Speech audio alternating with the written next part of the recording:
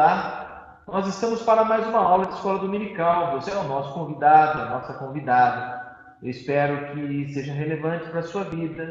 Você e eu possamos aprender e que tudo isso tenha sentido no nosso dia a dia, no nosso cotidiano. Antes de nós meditarmos na palavra e também no tema que eu separei para a conversa, eu quero orar com você. Vamos orar? Senhor Deus, nós estamos na Tua presença e suplicamos que o Teu Santo Espírito fale aos nossos corações. Fale, ó Pai, a cada um e cada um da maneira como o Senhor quer falar. Atue, ó Pai, na vida de cada pessoa, a fim de que possamos ser renovados, a fim de que possamos ser restaurados, possamos ser animados por Ti, ó Pai.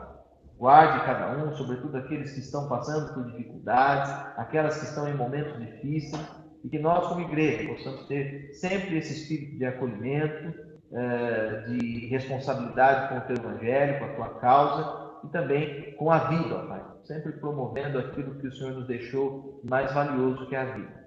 Nós oramos e pedimos tudo em nome de Jesus. Amém, Senhor. Amém.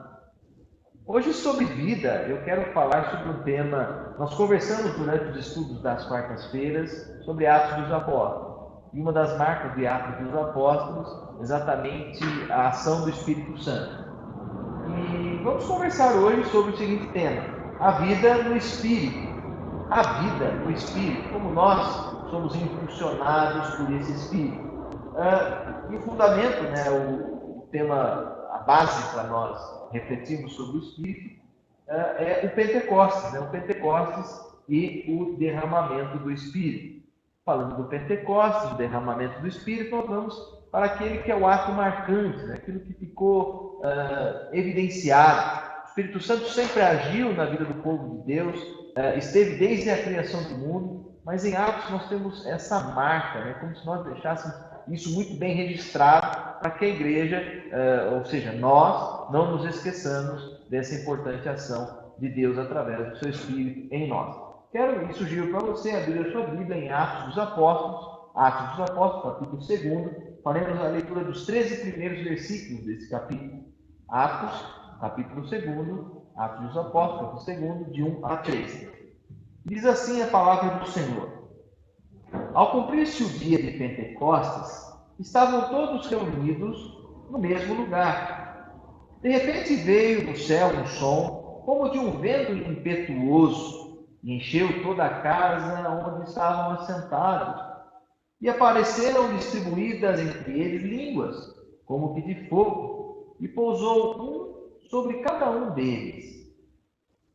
Todos ficaram cheios do Espírito Santo e passaram a falar em outras línguas, segundo o Espírito lhes concedia que falassem. Ora, estavam habitando em Jerusalém judeus, homens piedosos, vindos de todas as nações debaixo do céu.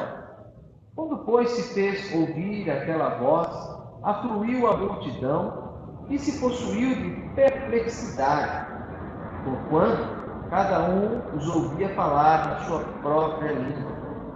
Estavam, pois, atônitos e admiravam, dizendo: Vede, não são porventura galileus todos esses que estão aí falando? E como ouvimos falar cada um em nossa própria língua materna? Somos partos, medos, elamitas e os naturais da Mesopotâmia, Judéia, Capadócia, Ponto e Ásia, da Frígia, da Panfilha, do Egito e das regiões da Líbia, nas imediações de Cirene, e romanos que aqui residem, tanto judeus como prosélitos, cretenses e arábios. Como ouvimos falar em nossas próprias línguas as grandezas de Deus? Todos atônitos e perplexos, interpelavam uns aos outros: O que quer dizer isto? Outros, porém, zombando, diziam: Não estão embriagados? Amém por esta palavra que nós acabamos de ler. E nós vamos falar hoje, então, sobre a vida no Espírito, o Pentecostes e o derramamento do Espírito de Deus sobre o povo. Eu queria, nesse início de conversa, falar que o Espírito Santo de Deus é como o oxigênio, é como o ar que nós respiramos. Sem ele, sem o oxigênio, não existe vida. Dependemos desse Espírito de Deus, pois é o Espírito de Deus que sustenta a fé e oxigena a nossa espiritualidade, nosso relacionamento com Deus, a nossa prática cristã. Então nós vamos falar sobre esse derramamento do Espírito como um cumprimento de uma profecia que desde o Antigo Testamento, nos foi anunciada. Eu queria ler com você o livro do profeta Joel, capítulo 2, versículos 28 até o 32, diz assim: E acontecerá depois que derramarei o meu Espírito sobre toda a carne. Vossos filhos e vossas filhas profetizarão, vossos velhos sonharão, e os vossos jovens terão visões. Até sobre os servos e sobre as servas derramarei o meu Espírito naqueles dias. Mostrarei prodígios no céu e na terra, sangue, fogo, coluna de fumaça. O céu se converterá em trevas e a lua em sangue, antes que venha o grande e terrível dia do Senhor. E acontecerá que todo aquele que invocar o nome do Senhor será salvo, porque o nome de Sião e em Jerusalém estarão os que forem salvos, como o Senhor prometeu, e entre os sobreviventes aqueles que o Senhor chamar. Então vejam que desde o Antigo Testamento os profetas, aqui especificamente Joel, anunciavam esse dia que o Espírito iria se derramar, ou derramar-se sobre as demais pessoas. E a data em que ocorre esse evento, o evento do Pentecostes, foi uma data muito bem contextualizada, muito bem marcada, porque Jerusalém estava cheia de pessoas das mais variadas localidades. A festa do Pentecostes era uma festa importante do povo de Deus. Por isso a cidade recebia muitos turistas das mais variadas áreas. 3 grandes festas ocorriam em Jerusalém naqueles dias. A festa da Páscoa, a celebração da Páscoa, que era também uma celebração conhecida do povo. 50 dias depois, o Pentecostes, e a terceira festa, a festa do Tabernáculo. E era nessas datas a cidade estava cheia de visitantes, de pessoas de muitas regiões. E esse evento, o derramamento do Espírito Santo, ocorre em meio a esse movimento de um número grande de pessoas na cidade. Percebam quanto esse Deus age na cidade populosa, formada de pessoas dos mais distintos lugares, culturas, etnias. Assim como nós aqui em Guarulhos, uma cidade grande, pessoas vindo de todas as regiões. E com o derramamento do Espírito Santo, por ocasião do Pentecostes, aqueles discípulos e discípulas de Cristo, eles receberam como que um renovo. Eles foram preenchidos com uma energia para que pudessem continuar a caminhada da Igreja de Cristo. Vamos fazer aqui uma cronologia. O Senhor Jesus havia morrido e ressuscitado. Mesmo com o aparecimento de Cristo ressurreto, as pessoas estavam desanimadas, preocupadas, receosas. Quem seria a próxima pessoa a ser morta pela liderança, tanto do Império Romano quanto da religião judaica. E o Espírito é derramado, então, trazendo de novo essa energia, esse ânimo para aquelas pessoas. Eu queria fazer uma citação aqui para nós pensarmos. Comblan, um importante teólogo, ele diz o seguinte sobre o Espírito Santo: a vinda do Espírito Santo é para ele sinal de que estão caminhando para o reino de Deus, pois experimentam uma nova energia que lhes era desconhecida. Aí, importante essa marca. O Espírito vem para renovar, recarregar as energias daquelas pessoas que já estavam bastante desanimadas. E direciona, caminha no sentido do reino de Deus. Portanto, viver no Espírito constitui um maior desafio da vida cristã. Vivemos nesse dinamismo e nessa força do Espírito, é um tremendo desafio para todos e todas nós. gerando experiências que renovam e nos revitalizam no caminho, né, dos cristãos e das cristãs. Viver no Espírito é algo que nos energiza, né, e nos motiva, nos anima para que nós continuemos a caminhar. Um aspecto que eu quero conversar com você, como primeiro ponto, é sobre o significado da vida do Espírito Santo de Deus, o significado dessa vida. Nós podemos entender esse significado como o cumprimento de uma promessa.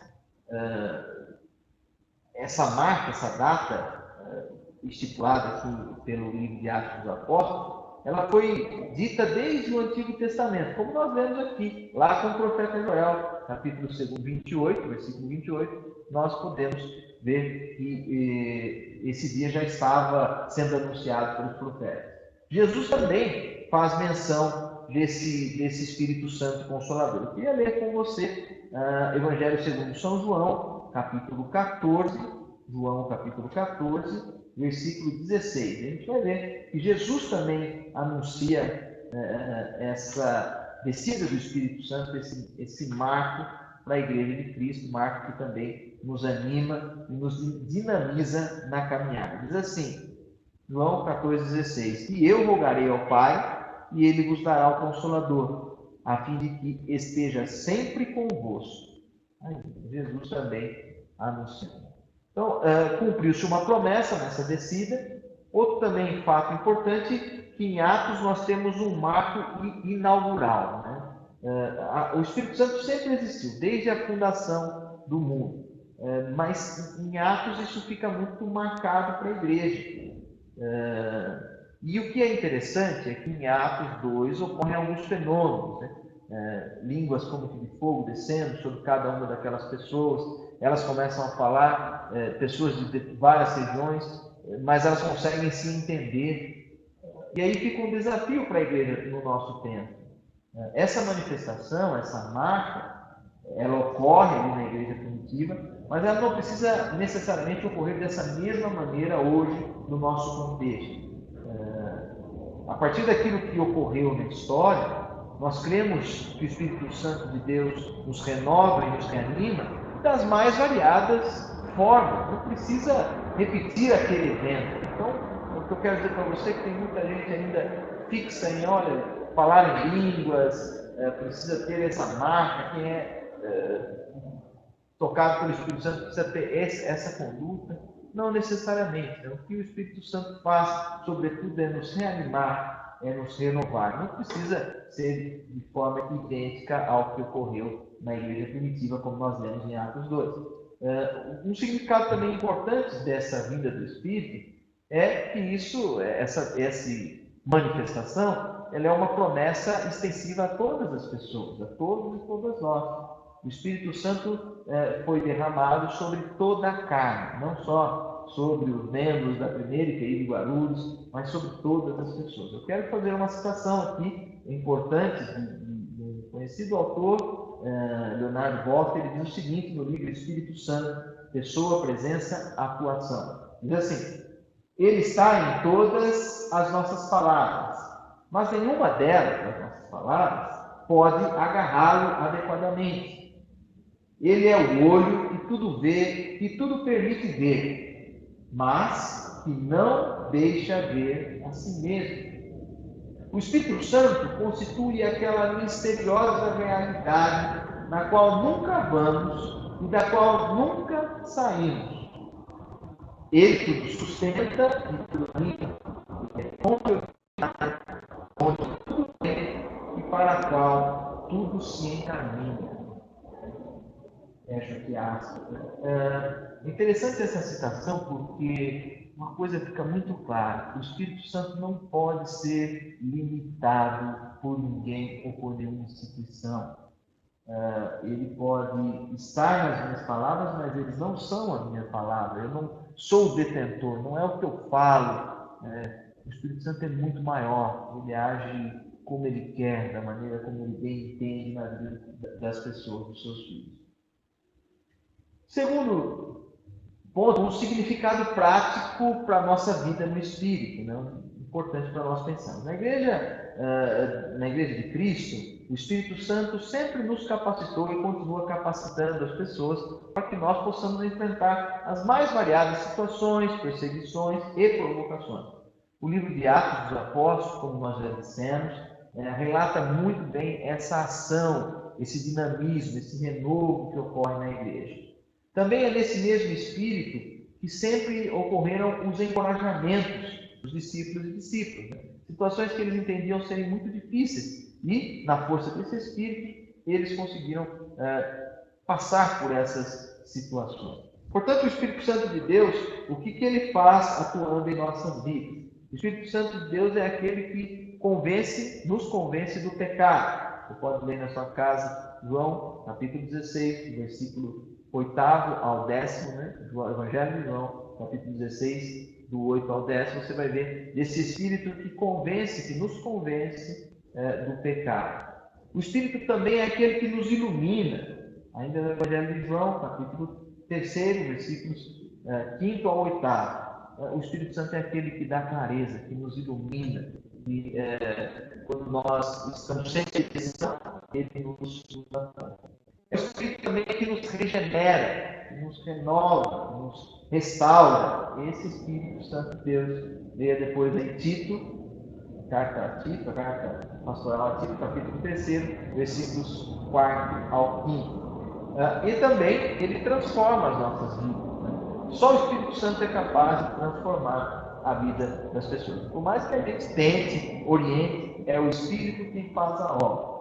E depois aí, Evangelho de João, capítulo 14, versículo 26.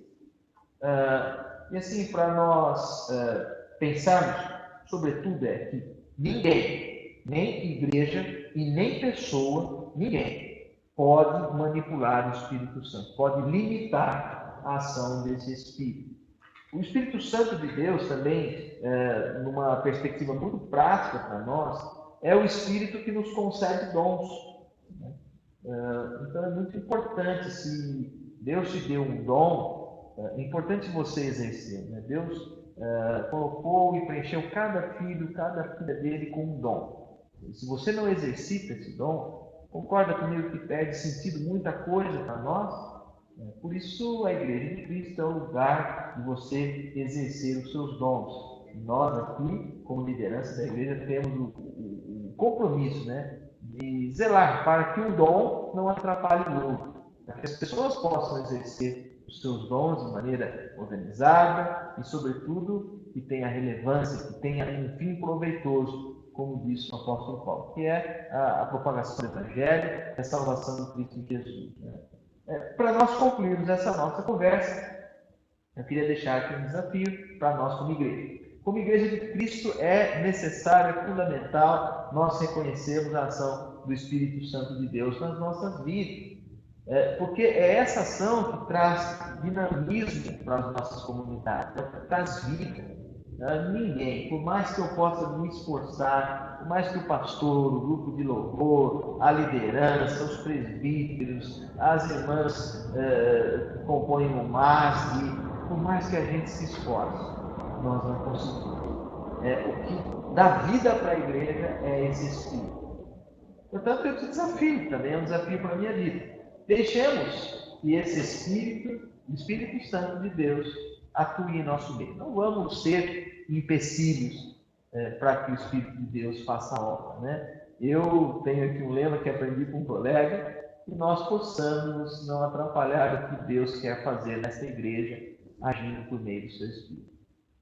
Falo nessa igreja, você é a igreja de Cristo, quem está na casa, independente do título, da função, somos igreja em Cristo Jesus. Deus abençoe a tua vida, espero que essa conversa seja relevante para você, como foi para mim. A paz do Senhor.